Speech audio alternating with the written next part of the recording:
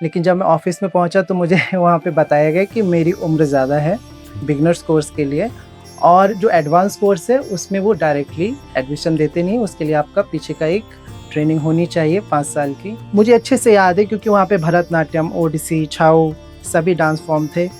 मैं आधे घंटे तक सिर्फ ये सोचता रहा कि मुझे किस पे टिक करना है। तब मैंने अनुभव किया कि 5-5, 8-8 साल बच्चे सीख के आ रहे हैं और उनको बेसिक 3 ताल की प्रॉपर जानकारी नहीं है।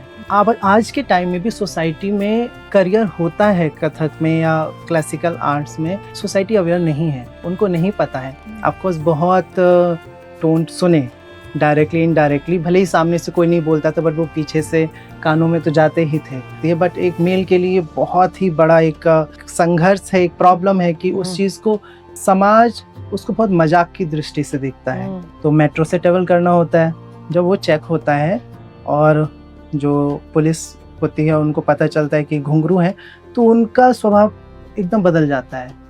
अच्छा। वो उसको बहुत मजाकिया ढंग में बात करने लगते हैं। उसके बाद वो अच्छा गुड़ीजन की है प्रियतम ताल, नाम दियो जाको चौताल। परन जो है वो कथक का पार्ट पहले नहीं था, अच्छा। वो कथक का हिस्सा नहीं था। ये इंस्ट्रूमेंट जो पखावज है उसका हिस्सा था परन। तो जो परन है वो प्रतीक है तांडव का, अच्छा। पुरुष का। और आमद जो है सेम ऑपोजिट एलिमेंट है, उसका ऑपोजिट एनर्जी है, लास्य, अच्छा। है ना, प्रकृति, स्त्री का। लेकिन प्रॉब्लम ज्यादातर होती है बच्चों के पेरेंट्स के साथ। हम बोलते हैं कि बच्चों में पेशेंस नहीं है, लेकिन बच्चों में वो चीज आती कैसे है? पेरेंट्स से। आप किसी भी करियर में जाएं, किसी भी स्ट्रीम में जाएं, कुछ भी करें, बट आप कोई भी क्लासिकल आर्ट फॉर्म सीख रहे हो, वो आपको एक बेहतर इंसान बनाएगी, वो आपको संवेदनशील बनाएगी। किसी का सपना सुबह अखबारों में छपता है, किसी का सपना रात को टूट जाता है और किसी का सपना एक जिद बन जाता है। आज के जो हमारे मेहमान हैं, इन्होंने एक सपना देखा था कथक करने का, लेकिन ये सपना कभी किसी फिल्मी पोस्टर पर नहीं चिपका था। ये एक सपना था सीधा सा, सादा सा और तकलीफ़ों से टकरा कर बना था। घर में कहा गया नाचने गाने से कुछ नहीं होता, रिश्तेदारों ने फुसफुसाकर कहा लड़का बिगड़ गया है। रिश्तेदारों ने आंखें चुराई और समय समाज ने इनके आत्मविश्वास को एक समय झकझोर दिया। लेकिन एक कला थी जो भीतर से आवाज़ देती थी, तबले की थाप, घुंघरू की छनकार और कृष्णा की एक मुस्कान जो इनके दिल में बसी थी, वो इन्हें अपनी मंजिल तक खींचती चली गई। बचपन से लेके इन्होंने आज तक जो भी गवाया, हर चोट ने बस उन्हें एक गहराई से नचाया। आज वही कलाकार हमारे सामने बैठे हैं जिसने समाज को नहीं बदला पर अपनी रफ्तार बदली, जिसने बिना हारे, बिना थके, बिना झुके अपनी मंजिल पे आगे बढ़ते रहे। कथक की नई पीढ़ी के वो नायक जिन्होंने कला को सिर्फ ना सीखा है बल्कि जिया है। आज हम स्वागत करते हैं आकाश द्विवेदी जी का। Thank you so much sir हमारे साथ ज्वाइन करने के लिए। नमस्कार। सबसे पहले तो ताल तत्व को बहुत बहुत आभार कि आपने मुझे आमंत्रित किया अपने इस पॉडकास्ट में। अगर हम सर बात करते हैं कि आपके जर्नी की, आपने कथक सीखना कब आपके मन में विचार आया मुझे कथक में सीखना शुरू करना चाहिए, आपके पेरेंट्स का या समाज का क्या रिएक्शन था इस? देखिए एग्जैक्टली अगर कहा जाए तो सीधा कथक सीखने का विचार मेरे मन में नहीं आया। ये एक बहुत लंबी स्टोरी थी। तो अ, नृत्य के बारे में मैं ये ज़रूर कहना चाहूँगा कि थोड़ा-सा हम पीछे जाएँगे। मेरी माँ ज़रूर ये बताती थी कि जब मैं बचपन में छोटा था और उस समय बच्चे को जब कुछ याद नहीं होता है, उस समय मैं ता, थे, तत जैसे शब्दों को बोल के और उस पे हाथ-पैरों को चलाता था। और लेकिन फिर धीरे-धीरे हुआ कि कुछ समय बाद पढ़ाई शुरू हुई, बच्चे जैसे बड़े होते हैं, स्कूल, कॉलेजेस शुरू हुए और वो चीज़ कहीं न कहीं छूट गई। क्योंकि मैं जहाँ से बिलॉन्ग करता हूँ, बहुत ही छोटा एरिया है वो, बहुत ही छोटी जगह है और वहाँ पे आर्ट के प्रति एज़ सच कोई बहुत ज़्यादा जागरूकता नहीं है लोगों में। तो कहीं न कहीं वो आर्ट पीछे छूट गई और उसमें क्या करना है, उस तरह की अपॉर्च्युनिटी वहाँ थी नहीं, पढ़ाई चलती रही और एक जोश करके कॉलम आता था पेपर में जिसमें करियर से रिलेटेड चीज़ें आती थी, मुझे अच्छे से याद है और मुझे पेपर का बहुत शौक था, मैं बहुत ही पेपर को पढ़ा करता था, उस समय इंटरनेट तो होता नहीं था और तो उस जोश में एक बार कॉलम आया और मैं 12th में था उस समय कि नृत्य में भी करियर है।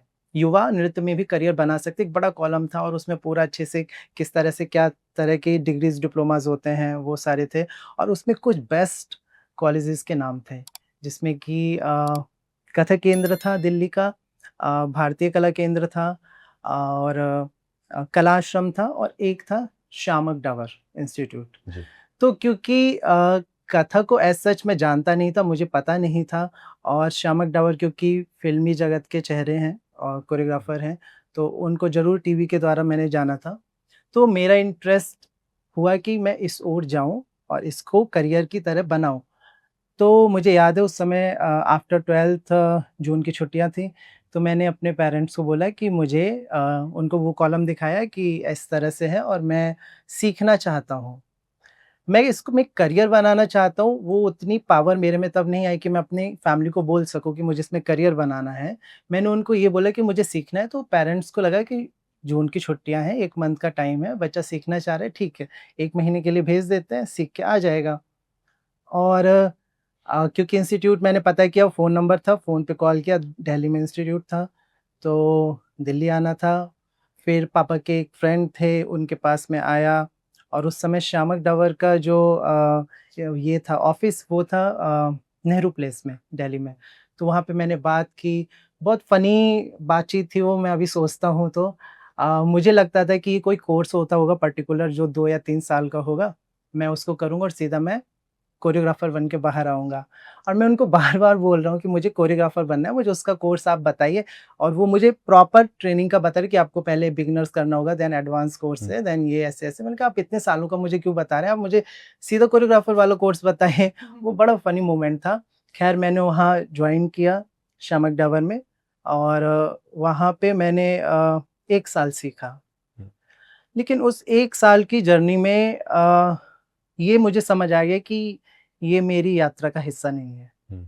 मैं यहाँ के लिए नहीं हूँ और क्योंकि कथक के प्रति कोई ख़ास जानकारी थी नहीं, तो मैं बहुत निराश मन से वापस अपने घर चला आया और उस समय इंटरनेट आ चुका था, मेरे यहाँ पे कंप्यूटर था, नेट था। मैंने पूरा टाइम सर्च किया कि दिल्ली में एनसीआर में कहाँ-कहाँ इंस्टीट्यूशंस हैं, जहाँ पे सिखाया जाता है।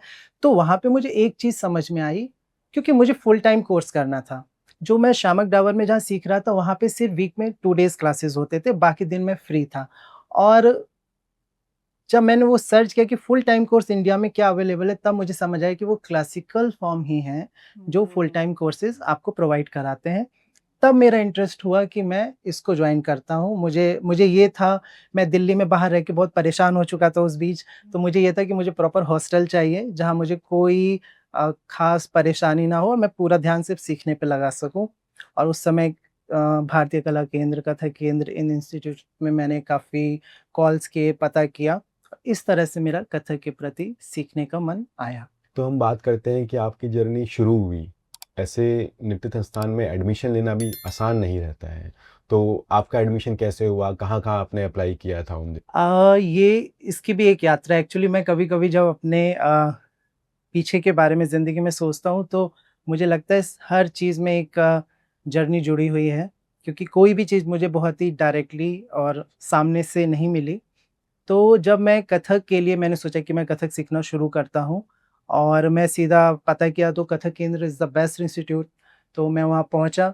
लेकिन जब मैं ऑफ़िस में पहुँचा तो मुझे वहाँ पे बताया गया कि मेरी उम्र ज़्यादा है बिगिनर्स कोर्स के लिए और जो एडवांस कोर्स है उसमें वो डायरेक्टली एडमिशन देते नहीं हैं, उसके लिए आपका पीछे का एक ट्रेनिंग होनी चाहिए 5 साल की मिनिमम, जो मेरी थी नहीं।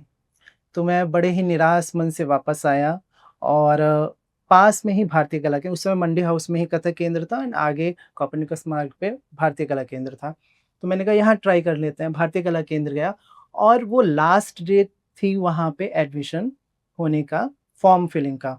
मैं पहुँचा, उनसे मैंने फॉर्म लिया और मुझे अच्छे से याद है क्योंकि वहाँ पे भरतनाट्यम, ओडिसी, छाऊ सभी डांस फॉर्म थे। मैं आधे घंटे तक सिर्फ़ ये सोचता रहा कि मुझे किस पे टिक करना है। मैं कथक पे टिक करूँ या मैं भरतनाट्यम सीखूँ? क्योंकि मुझे बेसिक कोई जानकारी थी नहीं और मैं कथक तो जानता था, उसमें घराने भी होते हैं, कौन से घराने होते हैं, उसका क्या स्टाइल होता है, ये कुछ मुझे नहीं पता था। तो आधे घंटे में सोचता रहा किस पे टिक करूँ, किस पे टिक करूँ। हाँ, मैंने टीवी पे कथक इस वे में देखा था कि उसमें चक्कर होते हैं, फुटवर्क होते हैं, तो वो मैं रिलेट कर पा रहा था कहीं न कहीं कि मैं इस चीज़ को सीखता हूँ और मैंने एट लास्ट कथक पे ही टिक किया और वहाँ से मेरी एक यात्रा शुरू हुई भारतीय कला केंद्र में, जहाँ पे मैंने बेसिक कोर्स किया और उसके बाद फिर मैं कथक केंद्र में आया सीखने के लिए। सर मेरा एक सवाल आपसे ये है कि जैसे आपने बताया कि आप जिस जगह से आते हैं वहाँ पे उतनी अपॉर्चुनिटीज़ नहीं है, वहाँ पे लोगों को इतनी जानकारी नहीं है और आपने भी बताया अभी कि आपको पता नहीं चल पा रहा था कि आप क्या टिक करें।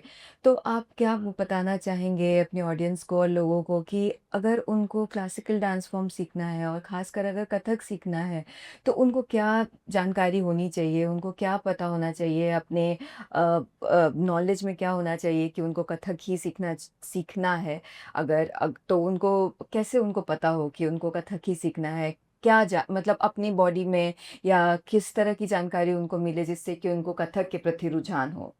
ओके, सो देखिए सबसे पहली बात जब कथक सीखने आते हैं तो 2 तरह से बच्चे आते हैं। एक तो वो जो पेरेंट्स उनका एडमिशन कराते हैं, पेरेंट्स हुँ, को इंटरेस्ट है आर्ट के प्रति और वो अपने बच्चे को छोटेपन से ही लेके आते हैं और वो एडमिशन कराते हैं और इस तरह से बच्चे का जर्नी शुरू होती है और उसको भी इंटरेस्ट धीरे-धीरे आने लगता है और वो कथक को अपना लेता है। दूसरा तरीका ये है कि एक बच्चा जो एडल्ट होता है हुँ, हुँ, मेरी तरह और जिसको खुद से समझ में आता है कि मुझे कथक की ओर जाना है, मुझे इस ओर जाना है, इस ओर करियर बनाना है, तो वो आता है। उसके लिए मैं ये बोलूँगा कि सबसे पहले जो भी बच्चों को तो पेरेंट्स लेके आ रहे हैं वो तो ठीक है, लेकिन जो एडल्ट आ रहे हैं, उनको सबसे पहले अपने अंदर ये झाँकना चाहिए कि क्या वो कर सकते हैं। हुँ, आप सिर्फ़ रील्स या फिर सोशल मीडिया को देख के अट्रैक्ट ना हो हुँ, कि कथक ऐसा होता है तो मैं आके सीख लूँ। ऑफ़ कोर्स क्लासिकल आर्ट में मेहनत होती है, रियाज़ चाहिए होता है, पेशेंस चाहिए होता है। हुँ, तो वो कहीं न कहीं हर इंसान को अपने अंदर में एक आवाज़ आती है। तो वो आपको अपनी आवाज़ सुननी चाहिए कि वो आपसे क्या कह रही है। और अगर आपको लगता है कि हाँ, वो आवाज़ इतना स्ट्रॉन्ग है हुँ, और आपको वो इस ओर ले जाना चाह रही है, तो आप बिल्कुल सीखिए। वहाँ पे 2 चीज़ें आती हैं कि जब आप कथक सीखना शुरू करें, सबसे पहली बात एक अच्छे गुरु से सीखें। हुँ, एक अच्छे गुरु का चयन करना बहुत ज़रूरी होता है क्योंकि मैंने ये खुद अनुभव किया है, जब मैं सिखाने लगा और मेरे पास बच्चे आने लगे, तब मैंने अनुभव किया कि 5-5, 8-8 साल बच्चे सीख के आ रहे हैं और उनको बेसिक 3 ताल की प्रॉपर जानकारी नहीं है हुँ, या कथक के बेसिक की जानकारी उनका बेस अच्छे से नहीं बना हुआ और उन्होंने 5-8 साल दिए हैं कथक को। तो वहाँ पे प्रॉब्लम गुरु की आ जाती है, टीचर की आ जाती है। हुँ, तो एक अच्छे गुरु का चयन करना बहुत इम्पोर्टेंट होता है क्योंकि आप समर्पण भाव से वहाँ जा रहे हैं, है हुँ, ना? आप पूरे अपने समर्पण भाव से उनसे सीख रहे हैं, तो एक अच्छे गुरु का चयन करें।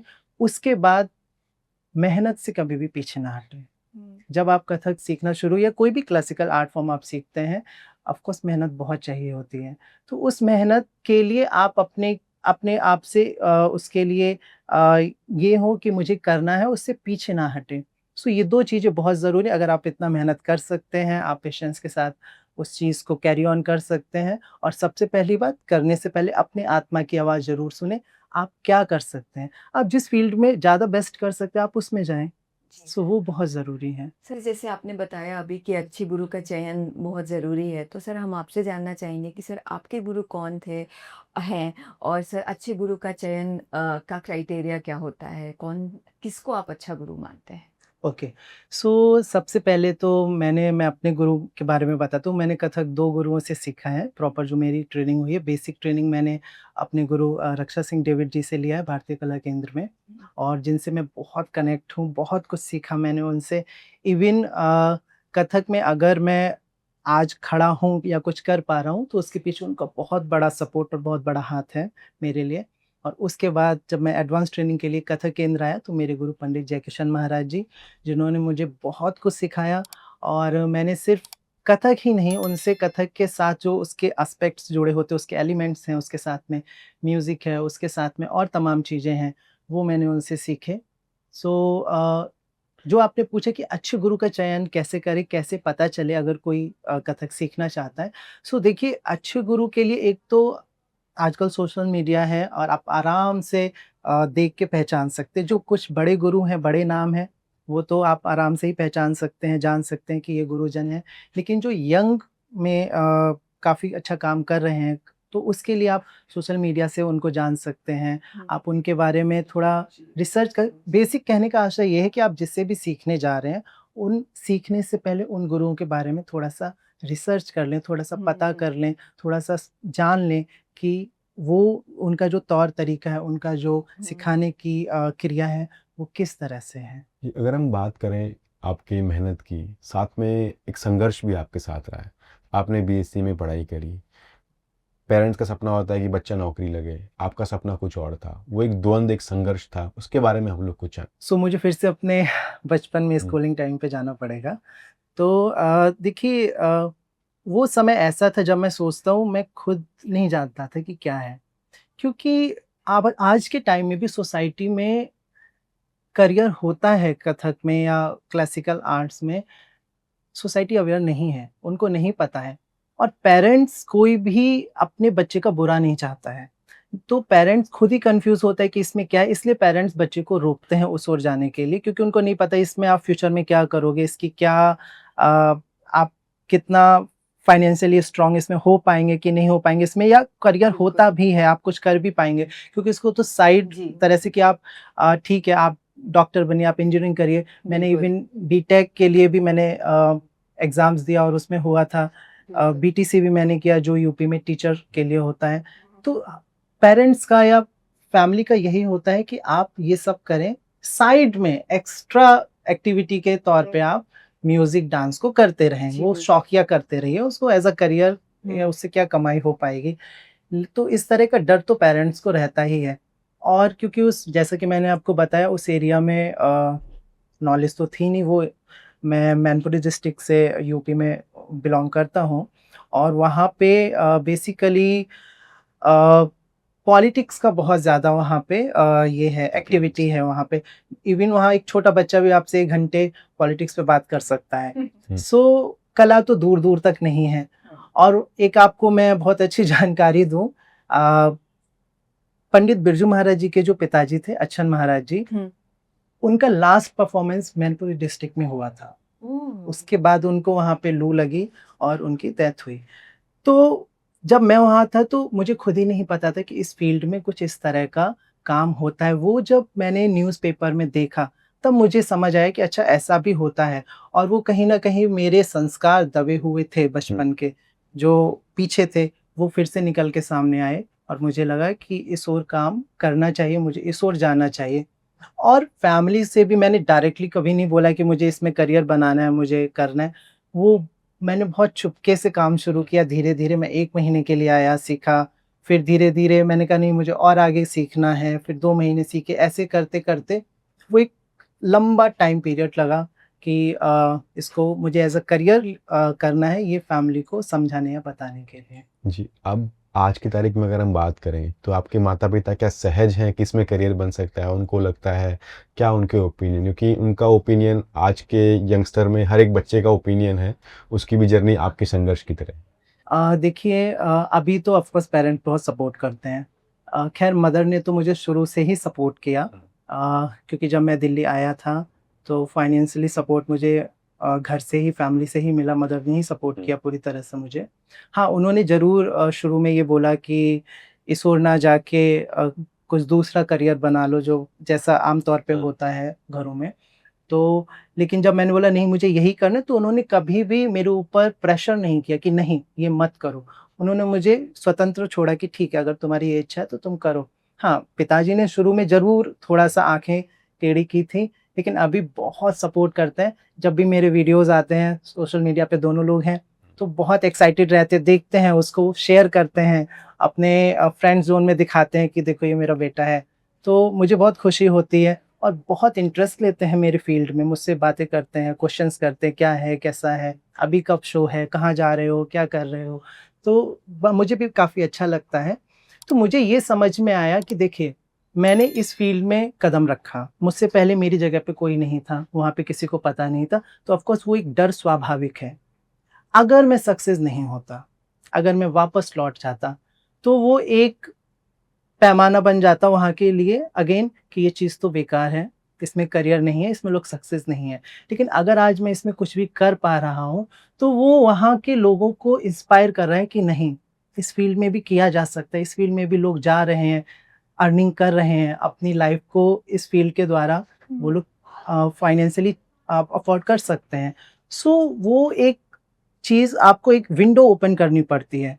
शायद मैंने मेरी जगह वो चीज़ की, तो अभी बहुत सपोर्ट है, मैं जब वहाँ जाता भी हूँ, बहुत कम ही जाता हूँ। लोग बहुत एक्साइटेड होते हैं मुझसे मिलने के लिए, तो बहुत अच्छा लगता है, सेलिब्रिटी जैसा फ़ील होता है, बहुत अच्छा लगता है, तो सभी का बहुत सपोर्ट है अभी तो।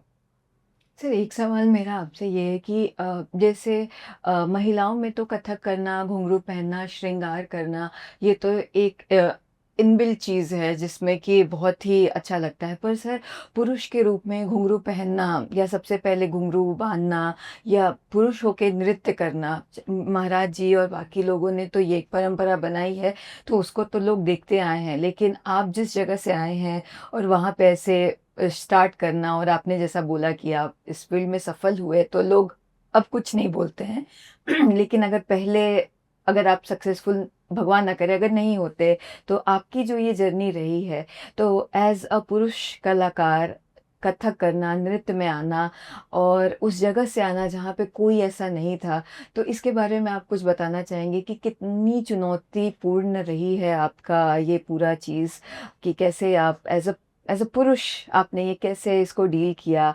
अपने पापा की जो आपने स्टोरी बताई और क्या ये आपको कुछ ऐसी मोमेंट दे के गया जो कि बहुत ही ज़्यादा आपको अंदर से दुखी करता हो या कभी वो ऐसी मोमेंट जो आपको अभी भी याद आते हों?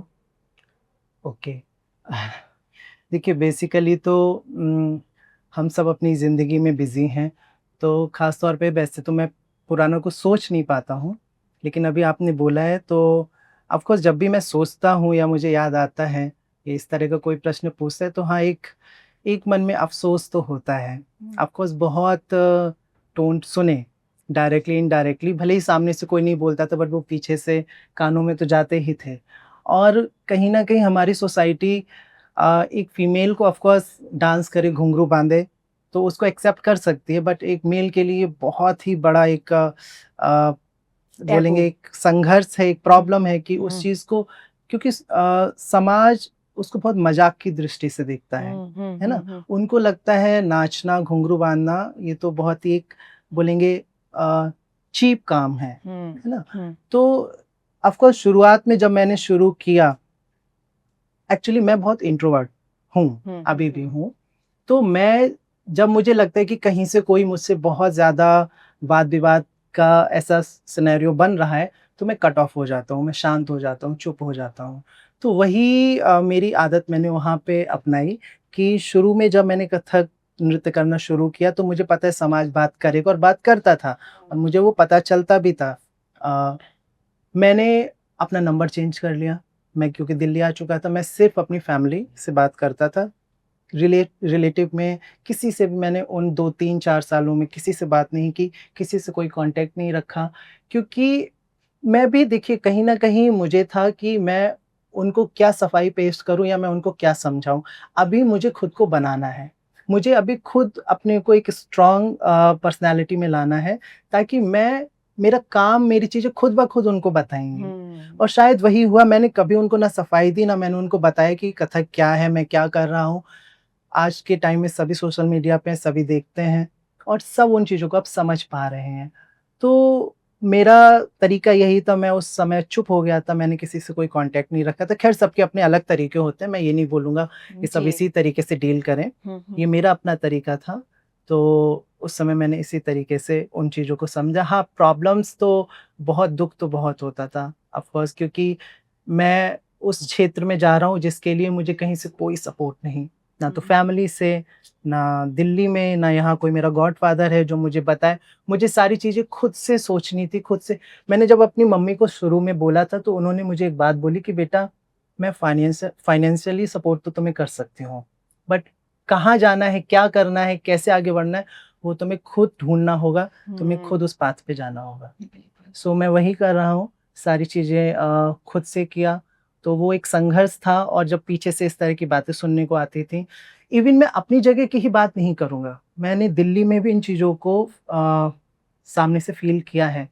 हुँ। दिल्ली कैपिटल है, इतना बड़ा हुँ, हुँ। शहर है, लेकिन यहाँ भी आप सोचिए कि सभी लोग इस आर्ट के प्रति जागरूक हैं, सब इसको जानते हैं, ऐसा हुँ। नहीं। वो एक हुँ। चुनिंदा कुछ कम्युनिटी है जो जानते हैं, एप्रिशिएट करते हैं, हुँ। बट बाकी लोग नहीं समझते हैं। हुँ, मैं हुँ। फॉर एग्ज़ाम्पल आपको बहुत सिंपल सा दूँगा कि हम लोगों के परफ़ॉर्मेंसेज़ होते हैं, हुँ, हुँ, तो हम हुँ। घुंघरू कैरी करते हैं हुँ। बैग में रख के, तो मेट्रो से ट्रैवल करना होता है। जब वो चेक होता है और जो पुलिस होती है उनको पता चलता है कि घुंघरू हैं, तो उनका स्वभाव एकदम बदल जाता है। अच्छा। वो उसको बहुत मज़ाकिया ढंग में बात करने लगते हैं उसके बाद, ओह! अच्छा घुंघरू है आप यहाँ नाचते हो, थोड़ा कुछ बताओ, दिखाओ, अच्छा हमें भी बुलाओ अपने इस तरह से तो मैं वही सोचता हूँ कि अभी भी सोसाइटी में इस चीज़ को लेके लोगों के मन में वो रिस्पेक्ट अभी नहीं आ पाई है हुँ। और इसका सबसे बड़ा कारण हमारे अ, गुलामी रही है। हुँ। जब हमारा देश गुलाम रहा क्योंकि देखिए क्लासिकल आर्ट फॉर्म इतनी प्योर, हुँ। इतनी पवित्र, इतनी स्पिरिचुअल नज़र से देखी जाती थी, उनका ये भाव कैसे सोसाइटी में आया? हुँ। तो वो गुलामी मानसिकता है जो आज तक हम आर्ट को, हमारी क्लासिकल फॉर्म्स को हम उस तरह से नहीं देख पा रहे हैं, उनको सपोर्ट नहीं कर पा रहे हैं हुँ। और ख़ैर इस यो काफ़ी काम भी हो रहा है, गवर्नमेंट भी काम कर रही है, काफ़ी एनजीओज़ काम कर रहे हैं, आप जैसे कई लोग हैं जो काम कर रहे बहुत-बहुत हैं, धन्यवाद। हुँ, लेकिन हुँ। सिर्फ़ इतना इनफ नहीं है, हुँ। अभी बहुत कुछ करना है। जी, जी। अगर हम बात करते हैं स्टेज परफॉर्मेंस की, पहला सोलो परफॉर्मेंस मिलना बड़ा मुश्किल होता है, बहुत पापड़ बेलने पड़ते हैं जिसे कहते हैं। आपकी क्या मेमोरीज है अपनी पहली परफॉर्मेंस के बारे में?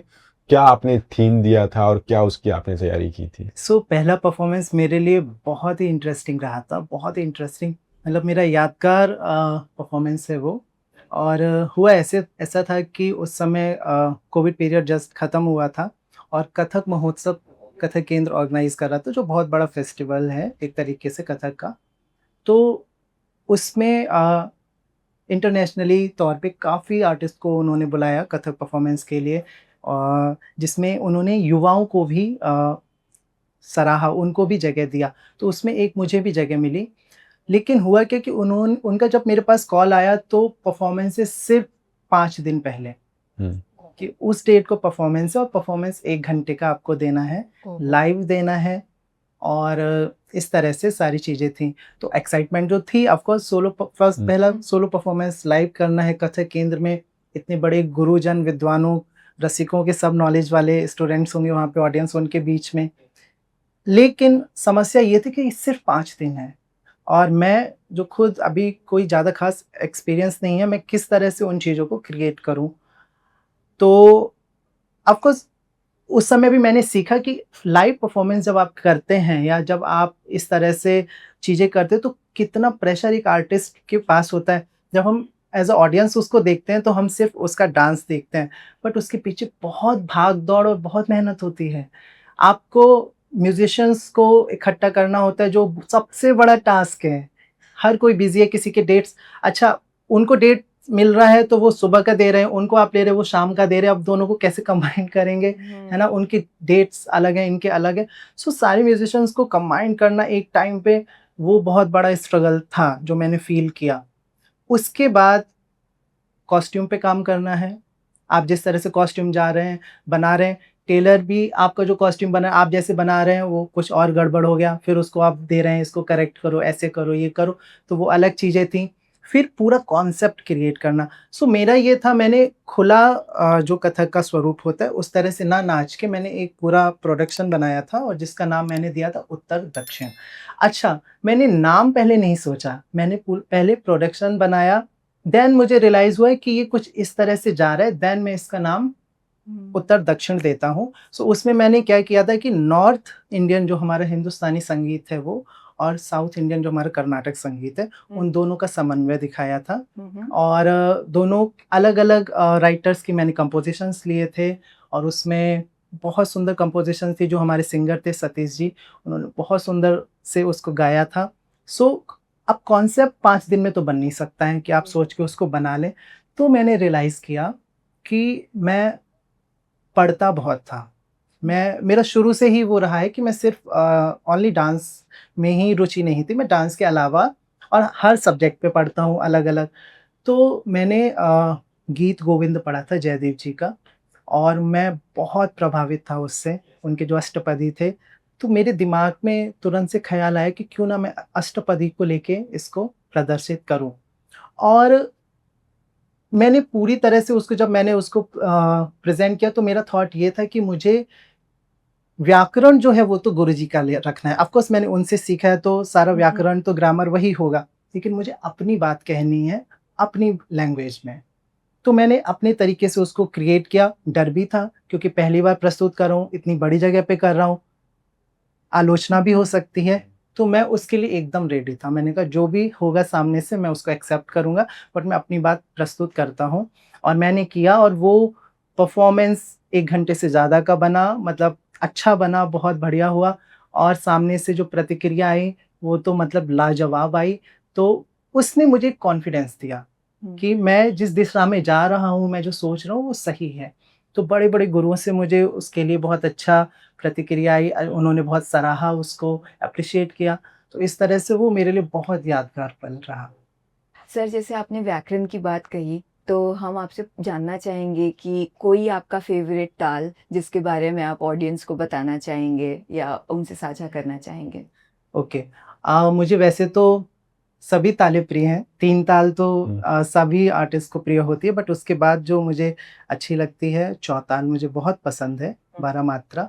और इसके लिए मैंने कुछ लाइन्स भी लिखे थे। मेरे एक फ्रेंड्स थे, तो उन्होंने चौताल प्रस्तुत किया, तो मैं लिखता भी हूँ। तो उन्होंने बोला कि कुछ 4 लाइनें इस पे आप लिख के दीजिए, इसको इंट्रोड्यूस करने के लिए इस ताल को। तो मैंने ये 4 लाइनें लिखी थी कि आदि ताल है पख पर बाजे। पख मतलब जो हमारी ये बाँह होती है, भुजा होती है, शोल्डर से हमारे एल्बो तक का हिस्सा।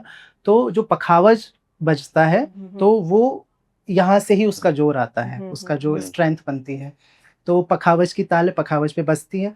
तो मैंने बोला आदि ताल है पख पर बाजे, ठीक है? ध्रुवपद ताल नाम से जाने, क्योंकि ध्रुपद ताल नाम से भी उसको जाना जाता है। 6 विभाग एक सम बाँधे, 4 ताली 2 खाली दिखावे, गुड़िजन की है प्रियतम ताल, नाम दियो जाको चौताल। सो इस तरह से मैंने उसका इंट्रोडक्शन बनाया था। सो चौताल जैसा कि है 6 विभाग हैं इसमें, 2-2 मात्राओं के विभाग होते हैं, 12 मात्रा की ताल है और इसका जो ठीका है वो है धा, धा, दिन, ता, की, ट, धा, दिन, ता, टे, टे, क, त, ग, दी, ग, न, धा। इस तरह से जाता है। और पखावज पे जैसे हम लोग 3 ताल से शुरुआत करते हैं कथक में, ऐसे पखावज वादक जो होते हैं वो चौताल से शुरू करते हैं और बहुत ही वीर रस प्रधान है। आप देखेंगे जो ध्रुपद होता है उसमें बहुत यूज़ होता है इसका और जो हम ज़्यादातर शिव जी की स्तुतियाँ करते हैं, है ना? तो उसको बहुत वीर रस हमें प्रस्तुत करना होता है तो वो अधिकतर चौताल का प्रयोग किया जाता है। सर, मेरा एक और सवाल है व्याकरण से ही। सर, जैसे होता है एक परण होता है, एक आमद होता है और एक परन आमद होता है। सर, इसके बारे में कुछ बताना चाहेंगे? ये कई बार मैं रील में और इन सब में देखती हूँ, तो मैं एक बार जानना चाहती हूँ ओके। आपसे। सो बेसिकली परन और आमद 2 अलग कंपोज़िशंस हैं और फिर उन दोनों को कंबाइन करके परन आमद बनता है जिसे हम परन जोड़ी आमद भी कहते हैं। तो मैं पहले परन को डिस्क्राइब करना चाहूँगा। सो परन बेसिकली पखावा जो इंस्ट्रूमेंट है उसके बोलों की बनी हुई रचना होती है। सो ऐसे बोल जो खुले बोल होते हैं, लाउड साउंड होता है उनका, ज़ोरदार बोल जिनको बोलते हैं, मतलब जिनको बजाने पे एक ऊर्जा का संचार होता है बॉडी में। सो सिंपल वे में उसको बोल सकते हैं कि परन जो है वो पखावज के खुले बोलों से बनी हुई रचना है। अच्छा पखा इसके विषय में एक बात मैं और बताऊँगा कि परन जो है वो कथक का पार्ट पहले नहीं था, वो अच्छा। कथक का हिस्सा नहीं था। ये इंस्ट्रूमेंट जो पखावज है उसका हिस्सा था परन। तो जब हो सकता है कि दरबार काल में जब पखावज और एक नर्तक कलाकार की कथक कलाकार की आपस में जुगलबंदी हुई होगी या आपस में लड़त-भिड़ंत हुई होगी, तब कथक ने उसको अडॉप्ट कर लिया अपने अंदर और आज जिसको हम आज भी कथक का हिस्सा करके प्रस्तुत करते हैं। तो इस तरह से परन है और परन क्योंकि बहुत खुले बोल होते हैं, एनर्जेटिक होता है, वीरस प्रधान होता है। सो जब इसको प्रस्तुत किया जाता है तो शार्प मूवमेंट रखे जाते हैं, ज़्यादातर गोलाई के मूवमेंट्स कम रखे जाते हैं। पैरों का पूरा उच्चारण निकालना ज़रूरी होता है ताकि वो साउंड जो है वो एक एनर्जी को क्रिएट करे, वो लगे कि हाँ कुछ आप एनर्जेटिक प्रस्तुत कर रहे हैं। सो ये उसका प्रस्तुतिकरण में कुछ चीज़ें ध्यान रखी जाती हैं। आमद जो है वो एकदम इसका ऑपोजिट है। आमद मतलब कि देखो बेसिकली शास्त्रों में जो किताबों में इसकी डेफिनेशंस मिलती है वो तो ये है कि आमद मतलब फारसी भाषा का शब्द है और इसका अर्थ है आगमन। और जब कथक कलाकार मंच पे आते हुए जिस टुकड़े को प्रस्तुत करता था पर्टिकुलर बोल को, उसको हम आमद कहते हैं। लेकिन अभी देखा जाए तो क्या ये सही बैठ रही है डेफिनेशन?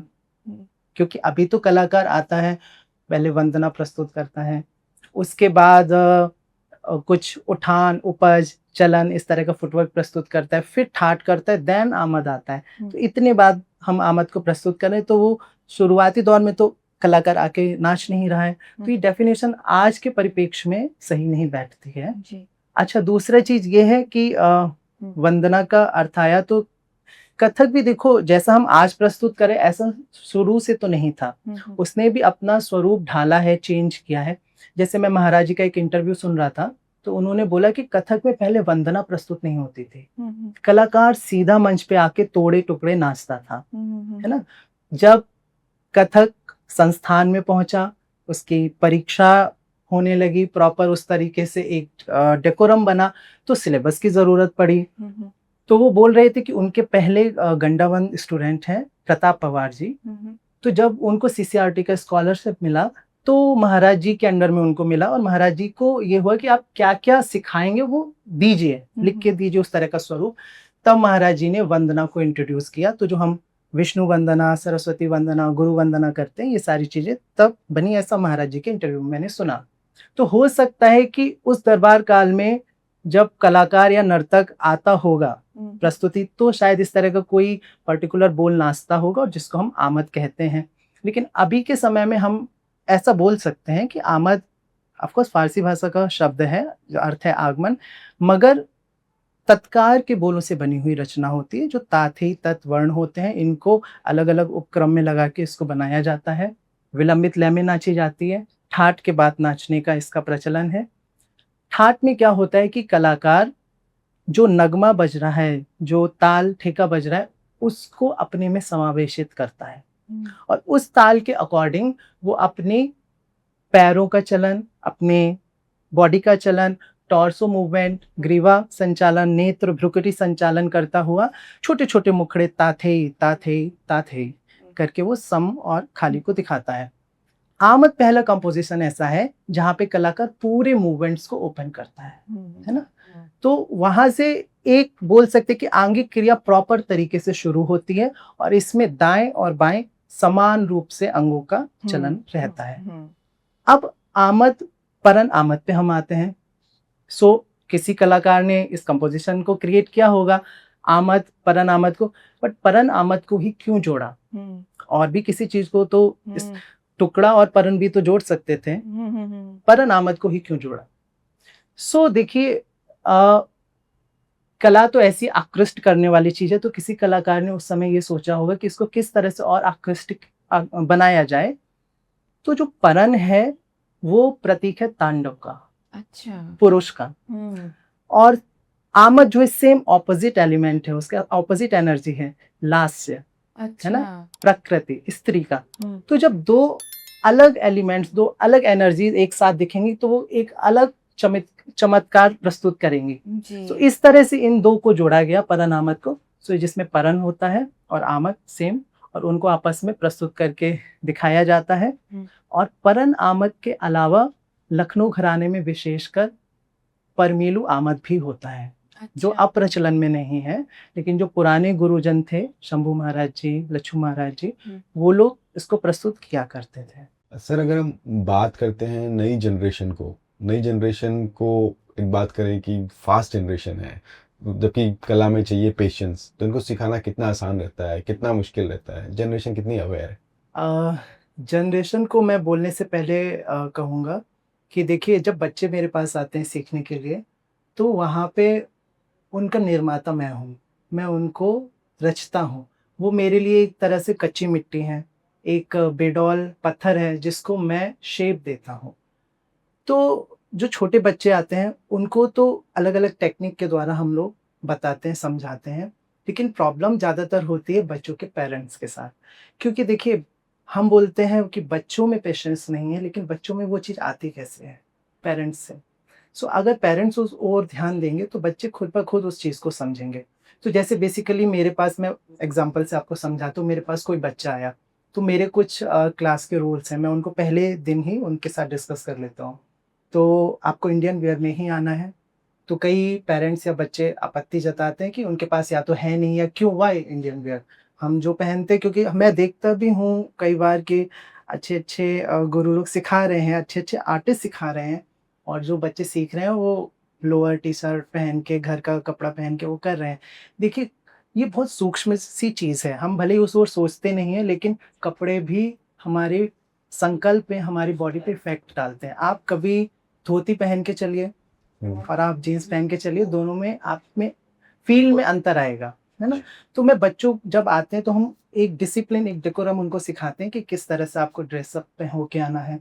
अब जैसे कि कुछ बच्चे मेरे पास आते हैं, फ़ोन सबके पास है, अब मैंने उनको कुछ तोड़ा-टुकड़ा सिखाया, तो वो कहते हैं, "हम फ़ोटो ले रहे हैं, फ़ोटो ले रहे हैं, हम घर पे कर लेंगे इसको।" मैं बोलता हूँ, "नहीं, आपको डे 1 से कॉपी पेन लाना अनिवार्य है सभी बच्चे के लिए। जो भी लिखाया जा रहा है आप उसको नोट डाउन करिए, उसको पढ़ के आइए, उसको लिखिए। जो भी मैं आपको क्लास में सिखा रहा हूँ, बता रहा हूँ, कोई ऐसा पॉइंट है जो आपको अच्छा लग रहा है तो आप उसको अपनी कॉपी पे नोट डाउन करिए। सो ये कुछ चीज़ें हैं जो टीचर के ऊपर हैं कि वो किस तरह से अपनी क्लास को मेंटेन कर रहा है। और बहुत छोटी-छोटी सी चीज़ें होती हैं, जैसे कि मैं फॉर एग्ज़ाम्पल आपको बताऊँ कि मेरे पास एक लेडी आते हैं, ठीक है? तो वो थोड़ा-सा हाइपर एक्टिव है। हुँ, तो जब अ, ताल चलती है, नगमा चलता है, तो वो नगमे से पहले-पहले भागती हैं थोड़ा-सा, बीट के साथ नहीं चल पाते। तो और मैं उनको 2-3 बार उस चीज़ को करा रहा हूँ, वो नहीं समझ पा रहे हैं, वो जल्दी-जल्दी भाग रहे हैं। तो मैं वहाँ पे क्या करूँगा, मैंने उनको बोला, प्राणायाम करिए तुरंत आप। लंबी गहरी साँस भरिए, साँसों पे कंट्रोल, क्योंकि जब साँस हमारे संकल्प को, हमारी सोच को कंट्रोल करती है। तो ये जो छोटी-छोटी सी चीज़ें, जब हम इनके लिए अवेयर होते हैं, और वैसा ही हुआ, उन्होंने साँसों पे कंट्रोल किया, थोड़ा-सा प्राणायाम किया, वो ताल लय, उनका कंसंट्रेशन बढ़ गया वहाँ पे, वो ताल लय को उन्होंने पकड़ लिया। सेम, अच्छा, एक फ़ॉर्मूला हर बच्चे पे अप्लाई नहीं होता है। एक बच्चा है जो बहुत शांत रहता है, अच्छा करता है, उसका कंसंट्रेशन अच्छा है, लेकिन अब मैं उसको कुछ हास्यात्मक कुछ मैं उसको कराने के लिए बोल रहा हूँ, या मैं कुछ बहुत ही ज़्यादा चंचल अभिनय करने के लिए बोल रहा हूँ, वो नहीं कर पा रहे क्योंकि वो शांत बच्चे, तो मैं उसको क्या कराऊँगा, मैं उसको कार्डियो कराऊँगा, मैं उसको जंपिंग जैक्स कराऊँगा। तो उससे क्या होगा, उसका ब्लड का जो फ्लो है वो बढ़े, है ना? फ़ास्ट होगा, तो वो उन चीज़ों में हेल्प कर पाएगा। सो एज़ अ टीचर ये हमारे लिए बहुत ज़रूरी होता है कि हम क्लास को कैसे मेंटेन करें, और हर बच्चे को हमें अलग तरीके से डील करना होता है। हम हर बच्चों पे सेम फ़ॉर्मूला नहीं अपना सकते हैं, और बच्चों के ऊपर भी हमें सामने वाले का भी व्यू देखना होता है। बच्चों पे भी आजकल बहुत बर्डन है। स्कूल में इतनी पढ़ाई है, इतना ज़्यादा उन पेरेंट्स उनको 4-4 एक्टिविटी में डाल रखे हैं, बच्चा क्या-क्या करे? क्लासिकल फ़ॉर्म प्रैक्टिस माँगती है, प्रैक्टिस के लिए मैं बच्चों से पूछूँ, घर पे टाइम ही नहीं है। हर घंटा उनका बँधा हुआ है, वो रियाज़ कब करें? हुँ। तो और मुझे किसी भी बच्चे को डिमोटिवेट भी नहीं करना है। वो यहाँ पे इस आर्ट में आया है, इसलिए नहीं कि मैं बोलूँ एज़ अ टीचर, नहीं तुम अच्छा नहीं कर रहे हो, तुमसे नहीं हो पाएगा, तुम नहीं कर पा रहे हो, क्या कर रहे हो, क्यों डांस में आ गए? नहीं, मैं उनको इस तरीके से टैकल करूँगा कि उनकी चीज़ों को समझ के क्या वो बेस्ट दे सकते हैं। देखिए, मैं अपने बच्चों को भी हमेशा बोलता हूँ, पेरेंट्स को भी बोलता हूँ कि कथक सिर्फ़ फ़िज़िकली आर्ट फ़ॉर्म नहीं है। ये ऐसा नहीं है कि आपने शरीर से नाच लिया, थोड़े-टुकड़े सीख लिए, या आपको इसको एज़ अ प्रोफ़ेशनली ही करना है।